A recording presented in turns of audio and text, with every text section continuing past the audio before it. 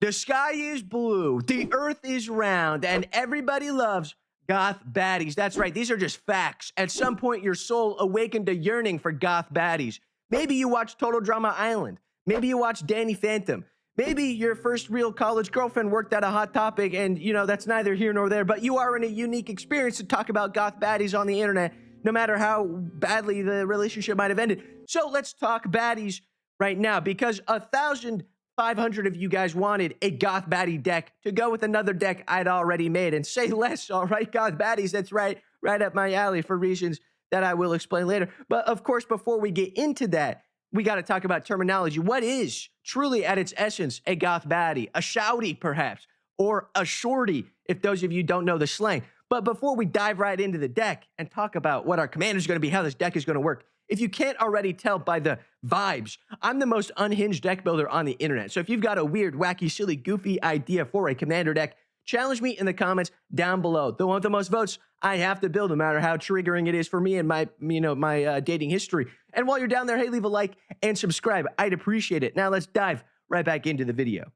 Goth baddies, shorties, shouties, they all blend together in my sick, twisted mind. And thus our commander will be Magda, Brazen Outlaw. Look at that outfit. That's something you find on Shein 100%. Also, we're running all the shorties that we want. That's right, because Magda Brazen Outlaw gives other shouties we control +1/+0. Then whenever a shouty we control becomes tapped, we're going to make a treasure token. The goth baddies need that money to survive. They be getting matchas, iced coffees, get their nails done every weekend, get their hair dyed, etc. But that's expensive, you know what I'm saying? Also, we can sacrifice 5 treasures and go find a bad dragon, if you know what I'm saying. Hey, look it up on your own. That's a sick reference. I know ball, you know what I'm saying? It's a goth thing, whatever.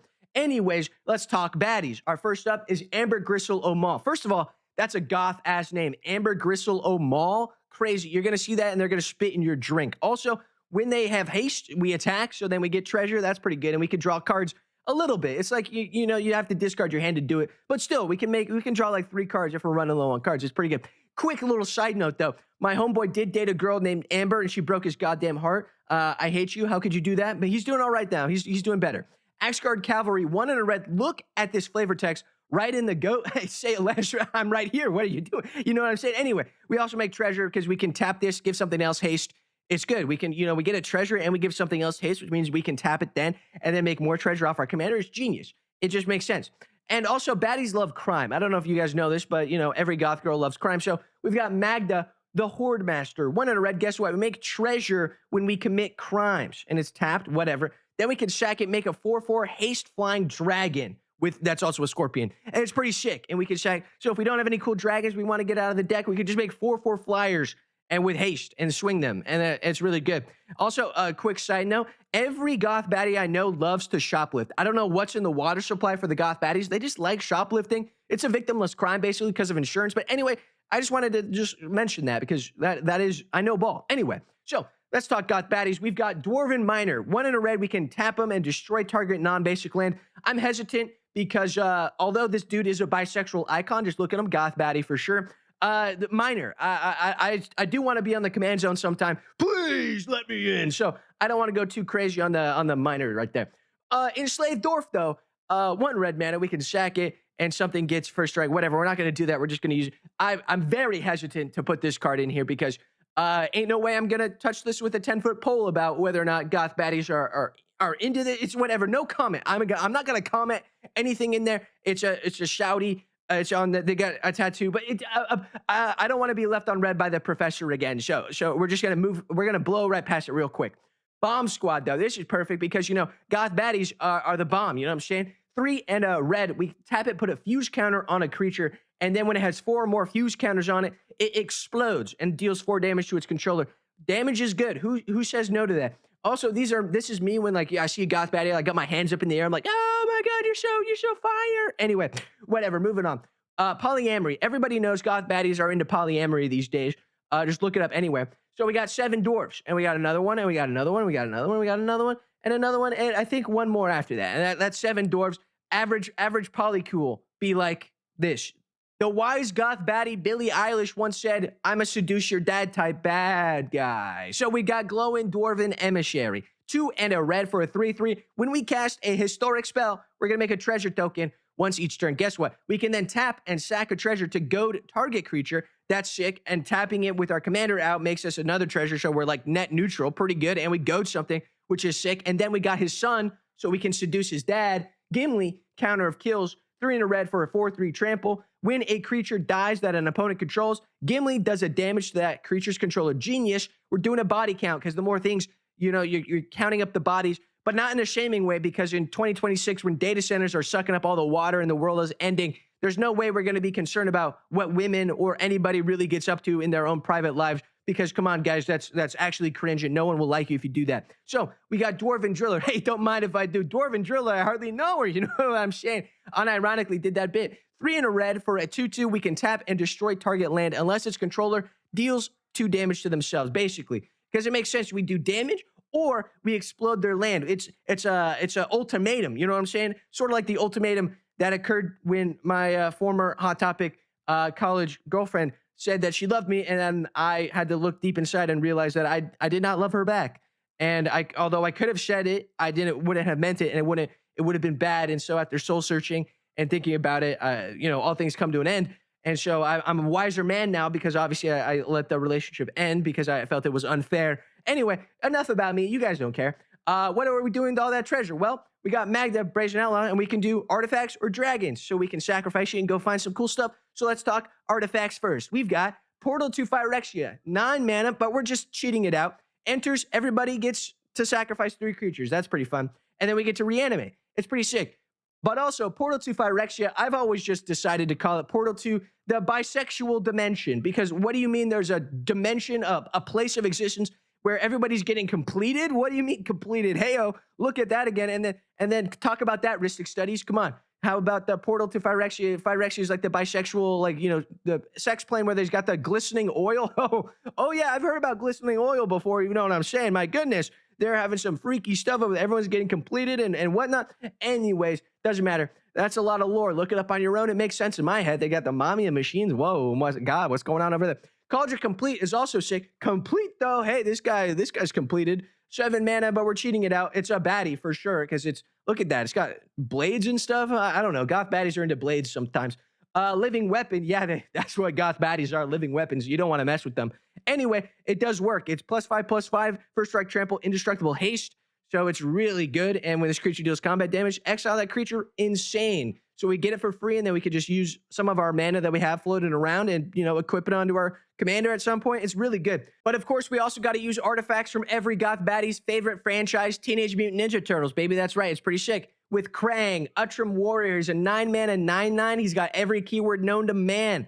Other artifact creatures also get all the other keywords that this guy has, which is crazy, awesome, and cool. There's now skateboards too. A 1 mana artifact that taps target permanent, and it gives something haste, which is good, which makes us more treasure. Genius. And we got a lot of robo baddies in the deck. Universal Automaton, Metallic Mimic, Adaptive Automaton. They're all robo shouties, so it makes sense, and they get stronger, and they get all those keywords, and we can put them on a skateboard, and what's not to like? That's the ultimate dream. But because we are a gentleman, we always take our goth baddies out to the arcade. And what I mean by that, the literal arcade cabinet that we can now have in Magic the Gathering. 3 mana artifact. When it enters, put a +1/+1 on up to 4 guys. Pretty cool. Then we can pay 2, tap, sack a token. Hey, we got a lot of treasure tokens sitting around sometimes. Double the number of counters on target creature. This can get crazy, especially with Coin of Mastery, because we always got to have that money sitting around. Guess what? Now we get buff babes, and we can tap it and make a treasure token. Bing, bada, boom. We already wanted treasure. Genius. And stuff enters with +1 for each mana from an artifact source spent to cast it. That's pretty cool. Really genius. And it's fun. And who doesn't like that stuff? What's not to like about, arcade cabinets and big giant robots that are also goth baddies? Anyway, what about dragons? The other thing that Magda can tutor up. Well, we got Terror of the Peaks. 5 mana, 5/4 dragon flying. Spells your opponents cast that target Terror of the Peaks. Cost damage to them. They got to take 3 damage. That's pretty fun. Then whenever another creature enters the battlefield, Terror does more damage, equal to that creature's power to any target. That's the way you win. You got to do damage, and you got to do more damage. That's how it makes sense, and it makes works. Drakuseth, Maw of Flame. 7 mana, 7/7. When it attacks, it deals 4 damage. That's pretty good. And then it does more damage because it does 3 damage to other guys. So genius, we could do 4 damage to somebody's face and then 3 damage to our other opponents. Bing, bada, boom, what's not to like? It's pretty fun. Then we got Twin Flame Tyrant, 5 mana, 3/5 flyer that says, hey, if you're going to do damage, actually do more damage, which is how we win. That's what the deck is all about. It's really fun. But what about my pet cards? Well, I like Theodok Core. It's a 3 mana baddie. because it is changeling. It is a baddie. It's a goth baddie, which means when we tap it, we add a mana, but then also with our commander out, we make a treasure. Isn't that good? That's 2 mana for free. That's really, this guy pays for itself instantly. What a shit card. It's at this point, you're probably wondering, how does this deck even win? How do we even use goth baddies to win the game of Magic the Gathering? Well, we gotta think like a goth baddie by using their favorite franchise. Sonic the Hedgehog, baby, makes perfect sense. We got Knuckles the Echidna. 2/2 red, 2/4, double strike, trample, haste. Whenever something does combat damage to a player, whatever, make a treasure token. Pretty good. Then we got Treasure Hunter, beginning of our upkeep. If we have 30 or more artifacts, we win the game. 30 and flirty, baby. That's what goth baddies. Anyway, Hellkite Tyrant, also we can do that way easier, like 30% easier, because it's 20 or more artifacts, we win the game. Nice. And we can tutor it with our commander at instant speed. Very nice. And we get to gain control of all the artifacts they have. Very nice. Anyway, I digress. Shouties like Sonic. That's just how it is. We also got Reckless Fire Weaver, 1 and a red for a 1/3. Whenever an artifact enters the battlefield under your control, Reckless Fire Weaver deals a damage to each opponent. Also, look at this art. That guy's a baddie for sure, 100%.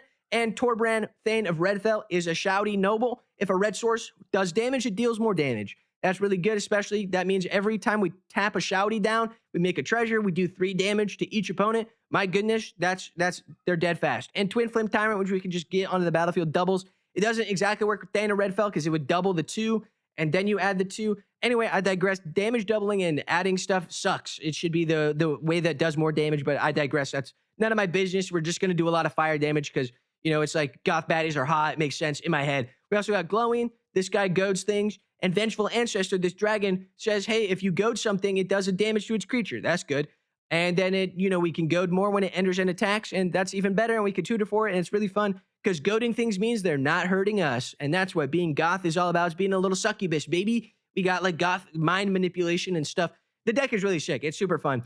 We got a lot of shouties, and that's what the deck is all about. So that does bring us to the end of the video. If you liked it, hey, leave a like. If you subscribe it, hey, subscribe. If you want to support me in my dreams, please check out the Patreon. You get cool custom commander decks, and I'll deck roast you, deck help you. All on my Twitch, Quips&Guac _ baby. Give me a follow. It's super fun. There's also cool play mats for sale on jankmats.com with my beautiful art that I've had commissioned, and it looks really sick, and they're beautiful in real life. Please, they look so good. Also, I got a Discord. It's in the description down below. Don't give it your face ID, etc., etc. But that is the end of the video. So if you have any suggestions for something you want me to build next, leave it in the comments down below. I'll see you in the next one. Peace out. Later, shouties.